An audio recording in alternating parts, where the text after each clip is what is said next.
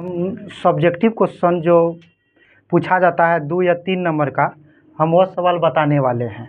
तो सब्जेक्टिव में जैसे यह सवाल बार बार एग्जाम में पूछा जाता है।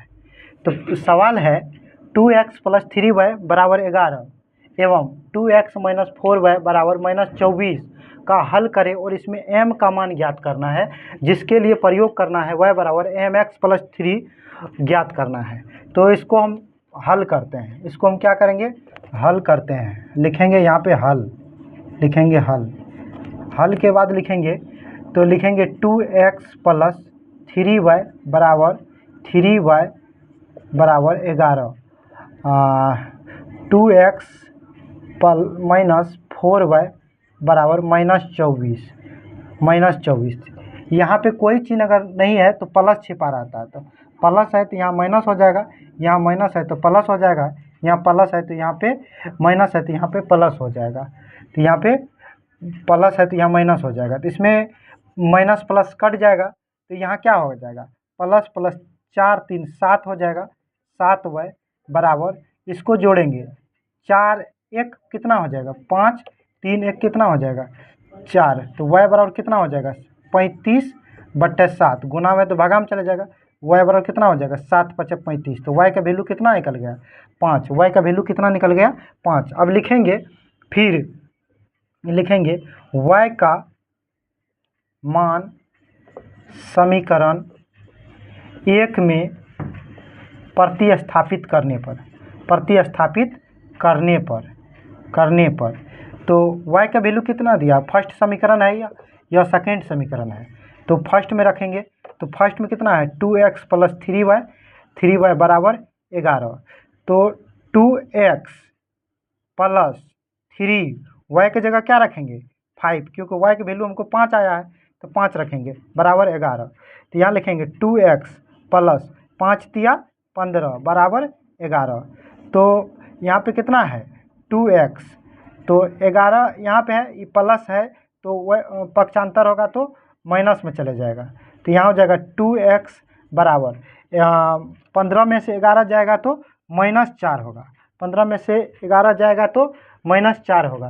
तो अब इसको हम कटा सकते हैं, जैसे कि कटेगा, दुक्का दू, दू दूनी 4, x बराबर कितना हो जाएगा, माइनस में आंसर निकला, यह 60 की संख्या बड़ा था इसलिए यहाँ पे क्या आ जाएगा माइनस हो जाएगा। संख्या अगर बड़ा हो, चिन्ह माइनस को हो तो वह चिन्ह अपने साथ लेकर आता है, तो इसमें यहाँ तक कोई भी दिक्कत नहीं हुआ होगा।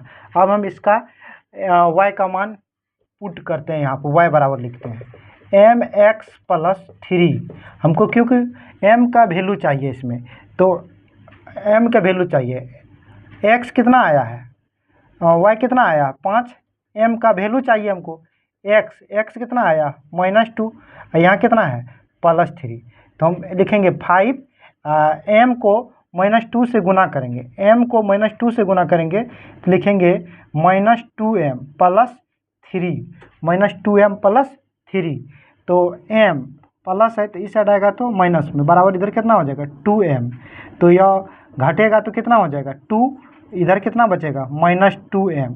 तो इसको हम ऐसे भी लिख सकते हैं, इसको हम इस रूप में लिख सकते हैं 2, तो m बराबर लिखेंगे -2/2, इसको कटाएंगे तो m बराबर लिखेंगे -1। मेरा राइट आंसर यही निकल गया -1, यही मेरा राइट आंसर हो गया। इसमें अगर कोई भी तरह का समझ में अगर नहीं आया होगा, फिर से हमसे पूछ सकते हैं, कमेंट कर सकते हैं, उसका जवाब हम फिर से दे देंगे। हम मेरे ख्याल से अच्छा से समझ गए होंगे, थोड़ा जो भी दिक्कत होगा उसके लिए फिर से हम बता देंगे। जैसे कि एक मेरा प्यारा स्टूडेंट मतलब कमेंट कर रहा है कि वह नहीं समझा है, उसको हम फिर से समझा देते हैं। जैसे इसमें सवाल लिखा हुआ है 2x + 3y = 11, तो फर्स्ट समीकरण मान लिए 2x + 3y = 11, तो सेकेंड समीकरण 2x - 4y = -24 लिखा हुआ है, 2x - 4y = 24 लिखा हुआ है। तो हम इसको चिन्ह को बदलेंगे, यहाँ पे कोई चिन्ह नहीं तो प्लस है तो यहाँ माइनस हो जाएगा, यहाँ माइनस अगर रहेगा तो प्लस हो जाएगा, प्लस रहेगा तो माइनस हो जाएगा, यहाँ माइनस है तो हम प्लस देंगे, तो प्लस माइनस कट जाएगा, मतलब 3 भी प्लस में है, 4 भी प्लस में है, तो 3 4 कितना हो जाएगा, 7 हो जाएगा। 11 24 कितने हो जाएगा, 35 हो जाएगा। तो यह गुणाम है, तो इसको यहाँ भेजेंगे तो कहाँ जाएगा, भागा में कटाएंगे तो 7 5 35 हो जाएगा। लिखेंगे यहाँ पे y का मान समीकरण 1 में प्रतिस्थापित करने पर, तो हम y का मान समीकरण 2 में भी रख सकते हैं, y का मान हम समीकरण 2 में भी रख सकते हैं। तो यहाँ पे 1 में रखे हैं, तो लिखेंगे 2x प्लस 3y बराबर 11, 2x प्लस 3y बराबर 11। तो यहाँ 2x लिख दिए प्लस 3y, y की जगह क्या रखेंगे, 5 रखेंगे, y की जगह 5 रख दिए बराबर 11।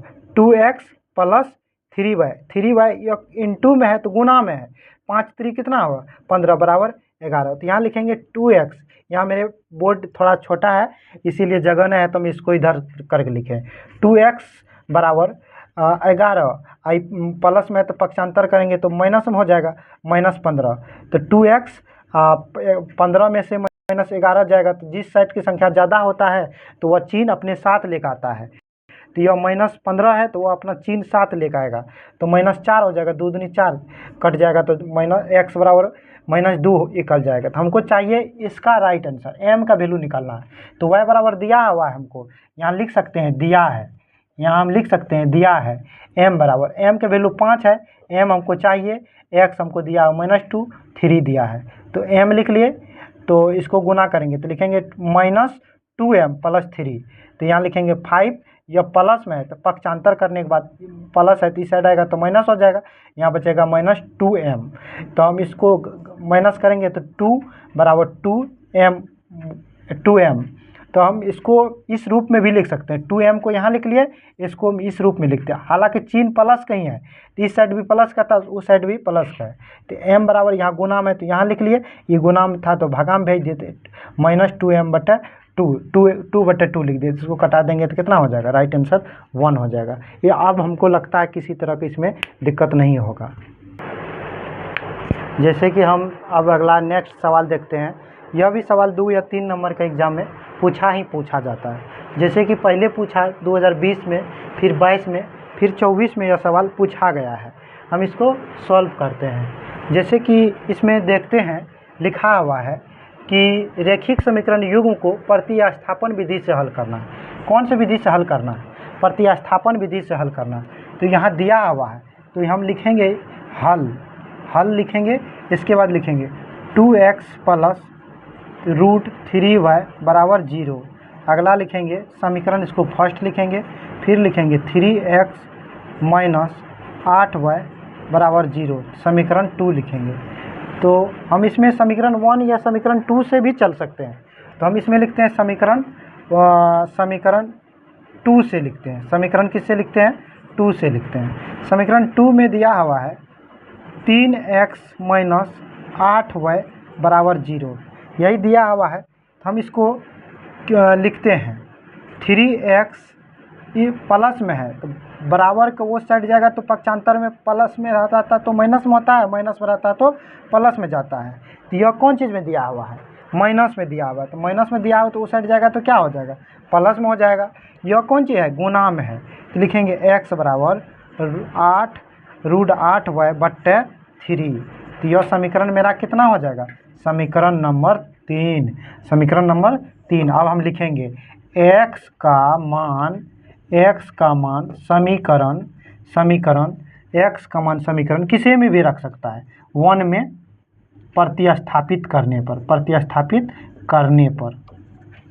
पर हम लिखते हैं यहाँ पे 2x प्लस 3y बराबर 0, 2x प्लस 3y बराबर 0। तो यहाँ लिखेंगे 2x, x का वैल्यू हमको कितना आया है 8y बट्टे √3 प्लस √3y बराबर 0। तो यहाँ हम गुना करेंगे, किससे किसको गुना करेंगे, हम इसको इससे गुना करेंगे। देखने का कोशिश करो, 2 और √8 को गुना करेंगे तो कितना हो जाएगा, 8 दूनी 16y, अब प्लस इसको इससे गुना करेंगे तो 3 तिया 9 बराबर 0। √16 का मतलब कितना, √16 का मतलब बोलो 4, कमेंट में बताएगा √16 का मतलब कितना 4, और √3y का मतलब कितना 3y बराबर 0। तो इसको जोड़ेंगे, 4 3 कितना होगा 7y बराबर 0। तो y बराबर कितना होगा 0/7। तो जब ऊपर में 0 हो नीचा में कितनी संख्या हो तो उसका वैल्यू 0 ही रहता है। तो ऊपर में कितना है 0, तो y का वैल्यू कितना निकल गया 0। अब हमको किसका वैल्यू चाहिए x का वैल्यू चाहिए, तो हम लिखेंगे y का मान समीकरण किस में रखने पर, y का मान समीकरण किस में रखने पर 3 में रखने पर। तो याद रखो 3 में प्रतिस्थापित करने पर, 3 में किस में क्या करने पर प्रतिस्थापित करने पर। तो लिखो x बराबर 8y/√3। तो x लिखेंगे 8 लिखेंगे, यहाँ y की जगह क्या लिखेंगे 0/√3। तो हम x को 8 को 0 से गुना करेंगे, किसी भी संख्या को 0 से गुना करने का मतलब 0/√3। तो हम तो पहले बता दिए किसी भी संख्या का अगर ऊपर में 0 हो, किसी भी संख्या का ऊपर में अगर 0 हो नीचा में कितनी संख्या हो तो उसका वैल्यू 0 ही होता है। तो x का वैल्यू कितना हो जाएगा 0, इसीलिए मेरा उत्तर कितना हो गया। अतः मेरा आंसर हो गया x बराबर 0 y बराबर 0, यही मेरा राइट आंसर हो गया। आप लोग को कैसे लगा मेरा क्लास ज़रूर बताइएगा, इसमें गलती भी होगा सही भी होगा, इसके लिए हम सबसे सॉरी बोलेंगे। हम नया वीडियो बना रहे हैं, इसमें मिस्टेक भी होता होगा थोड़ा मोड़ा, बोलने के लिए जो भी बोलना है कमेंट करके हमको बताएं, हम उसमें सुधार कर लेंगे। Thank you.